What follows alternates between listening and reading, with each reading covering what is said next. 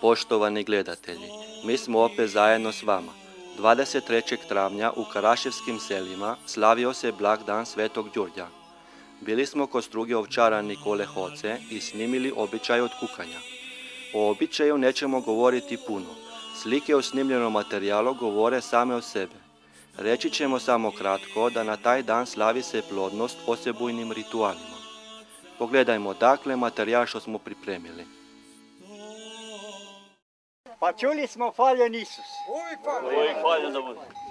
Uvijek hvaljen da bude. Dragi Gospodine Bože, što smo stigli se dan 23. april da slavimo dan Svetoga Đurđa.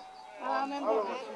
Dragi Gospodine Bože, Isuse, Duhe Sveti, Sveta Blažena Devica Marijo i svi sveci i svetice Bože, što ste dali svakomu bratu što smo se skupili ovdje kod ovoga našega ovčara, gazde, da slavimo u ime Bože svetoga patrona, Svetoga Đurđa. Gospodine Bože, Sveti Đurđe, molimo te. Da smo zdravi svi zajedno. Ove ne. Hvaljen budi Isus i Bogu, dragom Gospodinu Bogu, da se pohvalimo i pomolimo.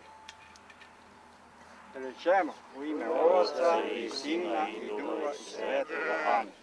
Oče naš koji jesi na nebesi, sveti se ime Tvoje, dođi kraljestvo Tvoje, budi volja Tvoja kako na nebu, tako i na zemlji. Trud nas svak dan i daj nam danas i otpusti nam duge naše, kako mi otpuštamo dužnicima našim. I ne uvedi nas u napast, nego izbavi nas od zlame. Malko se pojeo od vas. Možem dođem mašinom naš pobliže. Ne problem.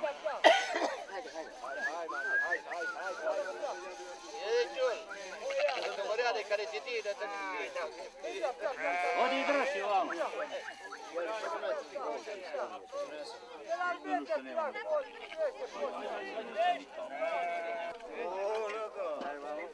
Gdje mi kum, da si mozovce?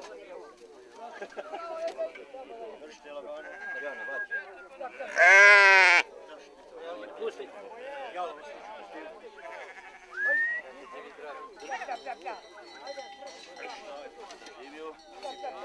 Hova! Dan je Sveti Đurđ, došli smo tu ja kod vas, vi ste ovčar od pododavna, kažete nim nešto za ovaj običaj kojeg smo vedeli tu dok smo sedeli. Za ovo što se čini tu jako struge se i dan. Pa mi uzeli smo običajove od dede stari naši. Na Svetoga Đurđa se slavi Sveti Đurđev dan i to je od kukanje. I mi to držimo taj običaj od stari deda. To se držimo običaj, da to se zna na Svetoga Đurđa, to se slavi Sveti Đurđev dan za ovce. To je njen dan, za ovčari, Đurđev dan.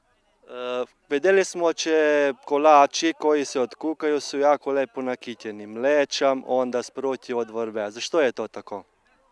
To se tako kiti običaj pa od ovi stari ostali, jer kad je mleč na kolači veliče, kad je mleč polivada mlogu, znači da je godina mlečna. Če ne mleč polivada, ne godina mlečna. I onda se kite da su jaganci šereni. Kad se jagnje ovce, da izgleda jaganci šereni. Zato se kite kolači. Ovce su ostale jako malko kod nas u selu. Ovčari isto. Kažete mi, je li to zato če meserija od ovčara je teška? Nije če meserija teška, niti je laka. Ali mnogo su sad po inostranstvu. Idu po Austriji, po Njemačkoj, po Španiji, svudi. I mara se više ne drži. A meserija je samo jače i ona ne baš laka. Ali jesen je malko poteška za živinu. Su noći velike i onda dode kurjac. I onda treba da treba se malko spiti, take stvari.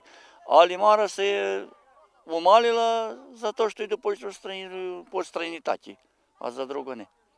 Dobro, hvala vam lepo, če ste mi poklonili vreme da nam kažete nešto.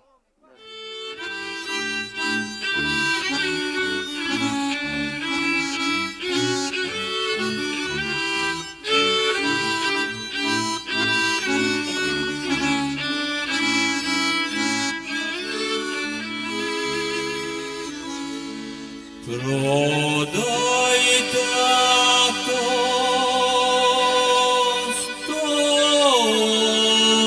stoca za 17 groša. Prodaj